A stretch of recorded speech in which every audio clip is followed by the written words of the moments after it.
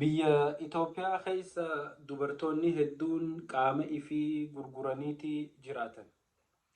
Musiibaa biyya Afrikaatitti buute keessaa miskiinummaa, dalagaa dhabuu, akkasuma rabbi sodaachuu waan heddummaatuuf jecha biyyoota garaagaraa keessatti dubartiin akka jallaabaatti galgala karaarra dhaabbattee qabeenya argachuuf luqmaa ayishii argachuuf jecha qaama isii gurgurattee jiraate.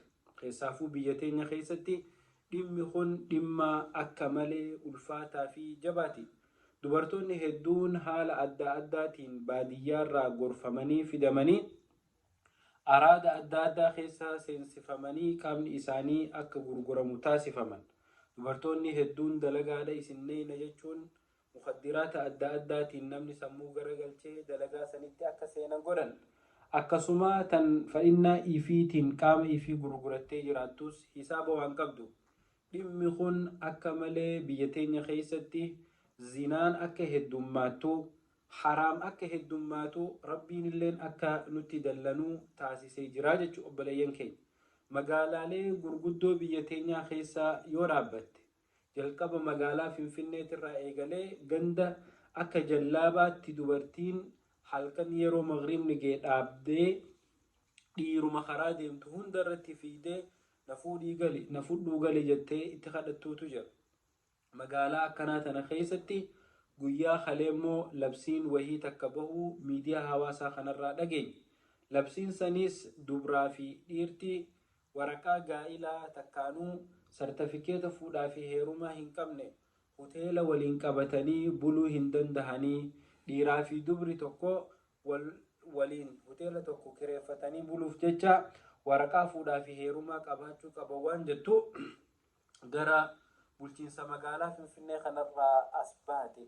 Waan san arkinee hedduu gammanne. Maaliif jennaan dhaloota hedduutu zinaan badu jira. Biiti teenya dallansuun rabbii hedduun sababa zinaa, sababa miidhaa dhiiga walii dhangalaasuu, sababa ilmaan haraam lafa guutuutiin rabbiin dallansuu hangana hin jedhamne nu dallanu jira.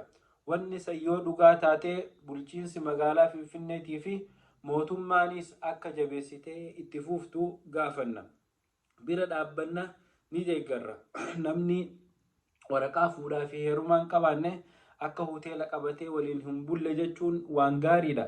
Keessaafuu abbootiin qabeenya islaamaa warreen hoteelaa fi gastahaawusii adda addaa banattanii hojii irratti bobbaatan dhimma kana osoo jabeessitanii amantii teessanillee gargaartan, amantii teessaniifillee gaachana taatan, dhimma zinaa kana hir'isuu irratti osoo isinillee tattaaffii gootan waan gaarii. Waan kana waliin taanee haa deeggarru.